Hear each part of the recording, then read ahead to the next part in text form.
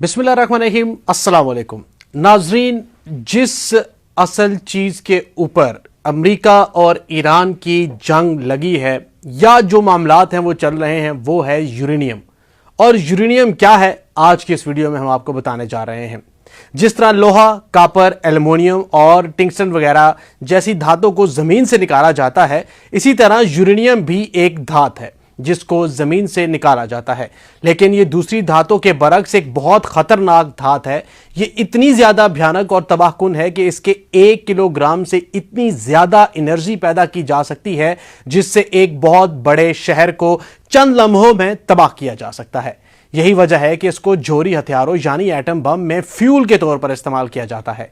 इसको ना सिर्फ एटम बम बल्कि न्यूक्लियर पावर प्लांट्स में इस्तेमाल करके इससे पैदा होने वाली हरारत से बिजली पैदा भी की जाती है।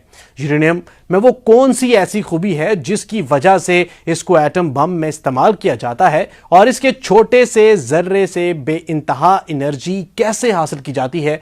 इसके अलावा यूरेनियम की खुसूसियात, इसकी तारीख, यूरेनियम की इनरिचमेंट से क्या मुराद है और यूरेनियम सबसे ज्यादा कहां पाई जाती है, आज के इस व्लॉग में आप मजीद जानेंगे। सतह जमीन की कुदरती चट्टानों में बहुतात के एतबार से यूरेनियम कुदरती अनासर में 48वें अदद पर है, यानी ये इतना भी नायाब नहीं जितना इसको समझा जाता है। बहुतात के एतबार से ये सोने के मुकाबले में 500 गुना, चांदी से 40 गुना, जबकि पारे से 25 गुना और कला से दुगना ज्यादा मिलता है। यूरेनियम जस्त जिंक, बोरोन, कहल और कैडमियम से ज्यादा वाफर है। समंदर के एक कलई पानी में तकरीबन 3 मिलीग्राम यूरेनियम मौजूद होता है। ज्यादातर चट्टानों में एक कला में 2 से 4 ग्राम यूरेनियम मौजूद होता है। यूरेनियम दुनिया में इतना ही मिलता है जितना जर्नीख, टिला, टंगस्टन और मोलिब्डेनम। और अगर यूरेनियम की कीमत कुछ ज्यादा बढ़ जाए तो समुद्र के पानी से यूरेनियम निकालना सूदबंद हो सकता है। यूरेनियम 1000 से ज्यादा मुख्तलिफ धातुओं में पाया जाता है, ताहम यूरोनाइट, कारोनाइट, टोरोबाइट और आयोनाइट में यह ज्यादा मिकदार में पाया जाता है। यूरेनियम की खुदाई इस तरह से की जाती है जिस तरह लोहे की जाती है। कच्छ धात को जमीन से निकाला जाता है, इसके बाद नाइट्रिक एसिड में इसको मिलाया जाता है, यानी इसका केमिकल रिएक्शन होता है। इसके नतीजे में यूरेनियम नाइट और बनाई जाती है, जिसके बाद यूरेनियम का ये कंपाउंड यूरेनियम डाइऑक्साइड में तब्दील हो जाता है। आखिर में यूरेनियम डाइऑक्साइड को हाइड्रोजन गैस के साथ केमिकल रिएक्शन करवाकर खास यूरेनियम धात में तब्दील किया जाता है। यूरेनियम एक चांदी की तरह चमकदार धात है जो भारी और बिजली का नाकस कंडक्टर है। इसका मेल्टिंग पॉइंट 1132 सेल्सियस है, जबकि बॉइलिंग पॉइंट 4141 सेल्सियस है। इसका एटॉमिक नंबर 92 जबकि एटॉमिक मास 238 है।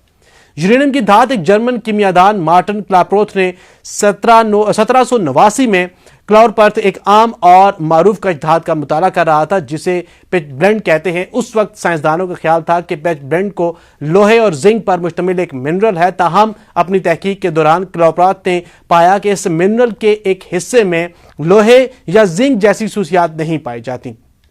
इसने यह नतीजा अखज़ किया कि जरूर इसमें एक नया एलिमेंट है और इसने इस एलिमेंट का नाम यूरेनियम तजवीज़ किया। यह नाम यूरेनियस के एजाज में दिया गया। एक ऐसा सियारा जो सिर्फ चंद साल पहले 1781 में दरियाफ्त हुआ था, ताहम निस्फ सदी के बाद यानी 1841 में एक फ्रांसीसी साइंसदान ने पहली मर्तबा खालिस यूरेनियम तैयार की है। यूरेनियम की कुदरती तौर पर 3 आइसोटॉप्स पाए जाते हैं। इसका मतलब है कि यूरेनियम जो कुदरती तौर पर जमीन से निकाला जाता है, इसमें यूरेनियम 238 99%, यूरेनियम 235 0.7% और यूरेनियम 234 0.005% मौजूद होगा। लेकिन यूरेनियम 235 कुदरती तौर पर पाया जाने वाला वाहिद ऐसा आइसोटॉप है जिसको एटम बम में बतौर फ्यूल इस्तेमाल किया जाता है। चूंकि यह कुदरती यूरेनियम में बहुत मिकदार में पाया जाता है, लिहाजा इसको एटम बम में इस्तेमाल करने से पहले इसकी मिकदार बढ़ा दी जाती है और इस प्रोसेस को यूरेनियम इनरिचमेंट कहते हैं। एटम बम में यूरेनियम की इनरिचमेंट 90% तक बढ़ाई जाती है। 90% मिकदार बढ़ाने का मतलब यह है कि एटम बम में इस्तेमाल होने वाली यूरेनियम में 90% यूरेनियम 235 होती है, जबकि यूरेनियम 238 की मिकदार 10% होती है। इसी तरह न्यूक्लियर पावर प्लांट्स में इसकी मिकदार 2 से 5% तक बढ़ा दी जाती है। यूरेनियम इनरिचमेंट एक बहुत मुश्किल, पेचीदा और महंगा प्रोसेस होता है। यूरेनियम इनरिचमेंट के हवाले से सख्त कवानीन भी मौजूद हैं।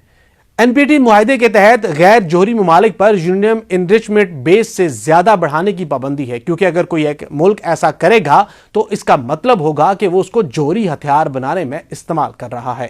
لیکن ایٹم بم میں استعمال کرنے سے پہلے اسے ایک پروسیس سے گزرنا پڑتا ہے۔ یورینیم 235 کو ایٹم بم اور نیوکلیر پاور پلانٹس میں اس لیے استعمال کیا جاتا ہے کیونکہ یہ ایک فسائل مٹیریل ہے، جس کا مطلب یہ ہے کہ اس کی ڈائریکٹ نیوکلیر فشن کی جاتی ہے۔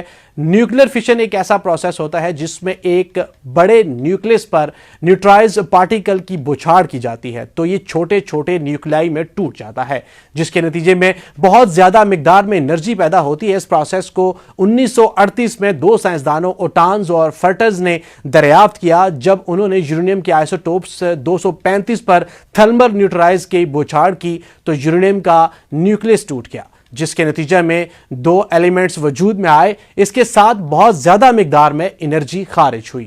یورینیم کی نیوکلیر فشن یعنی جب یورینیم 235 کے نیوکلیس کے سپلٹ کیا جاتا ہے تو کتنی زیادہ انرجی پیدا ہوتی ہے، اس کا اندازہ اس بات سے لگایا جا سکتا ہے کہ امریکہ نے 6 اگست 1945 کو جو ایٹم بم جاپان کے شہر ہیروشیما پر گرایا تھا، اس میں 64 کلو گرام یورینیم 235 استعمال کی گئی تھی، جس میں صرف 1 کلو گرام یورینیم 235 کی فشن ہو سکی۔ اس ایٹم بم کی تباہی سے 70,000 سے زائد لوگ جل کر راکھ ہو گئے، 50,000 سے زائد عمارتیں زمیں بوس ہو گئیں، اور اس کے اثر سے پیدا ہونے والی ریڈیشنز نے کئی ہزار لوگوں کو متاثر کیا۔ آپ گمان کریں گے کہ اگر تمام یورینیم 235 کی فشن ہو جاتی تو اس کے نتائج کتنے بھیانک ہو سکتے تھے، اور شاید پوری دنیا اس کی لپیٹ میں آ سکتی تھی۔ یورینیم ایک ریڈیو ایکٹیو ایلیمنٹ ہے، جس کا مطلب یہ ہے کہ وقت گزرنے کے ساتھ ساتھ یہ کسی دوسرے ایلیمنٹ میں تبدیل ہو جائے گا۔ مثال کے طور پر یورینیم کے ہاف لائف 4.5 ارب سال ہے، زمین کی عمر سے تقریباً اتنی ہی ہے۔ اس کا مطلب یہ ہے کہ اگر آج سے 4.5 ارب سال پہلے 1 گرام یورینیم موجود تھا تو آج اس کا آدھا رہ جائے گا، اور اس کا آدھا حصہ کسی دوسرے عنصر یعنی ایلیمنٹ کا آئسوٹوپ میں تبدیل ہو چکا ہوگا۔ یورینیم کو نہ صرف ایٹم بم بلکہ اس کو نیوکلیر ریئیکٹرز میں بھی استعمال کر کے اس سے بجلی پیدا کی جاتی ہے۔ نیوکلیر ریئیکٹر دراصل ایسا ڈیوائس ہے جو نیوکلیر پاور پلانٹ کو ہارٹ ہوتا ہے، اور اس میں یورینیم کی فشن ایٹم بم کے برعکس کنٹرول طریقے سے کی جاتی ہے، جس کے نتیجے میں پیدا ہونے والی حرارت سے بجلی پیدا کی جاتی ہے۔ اس سے اندازہ لگایا جا سکتا ہے کہ صرف 1 ٹن یورینیم سے 4 کروڑ کلو واٹ آور بجلی پیدا کی جاتی ہے۔ اتنی ہی بجلی پیدا کرنے کے لیے 16,000 ٹن کوئلہ اور 80,000 بیرل تیل جلانا پڑتا ہے۔ اس وقت پوری دنیا میں 440 نیوکلیر ریئیکٹرز آپریٹڈ ہیں جو دنیا کی 10% بجلی پیدا کر رہے ہیں۔ نیوکلیر ریئیکٹر بجلی پیدا کرنے کا سستا اور قابل تجدید ذرائع ہے۔ سطح زمین اور سمندر میں اتنا قدرتی یورینیم موجود ہے جو دنیا بھر کی بجلی کی ضرورت کو پورا کر سکتا ہے۔ ورلڈ نیوکلیر ایسوسی ایشن کی 2018 کی رپورٹ کے مطابق قازقستان دنیا کی سب سے زیادہ یورینیم پیدا کرنے والا ملک ہے۔ اس کے بعد بالترتیب کینیڈا، آسٹریلیا، نیمبیا، انجائر اور روس شامل ہے۔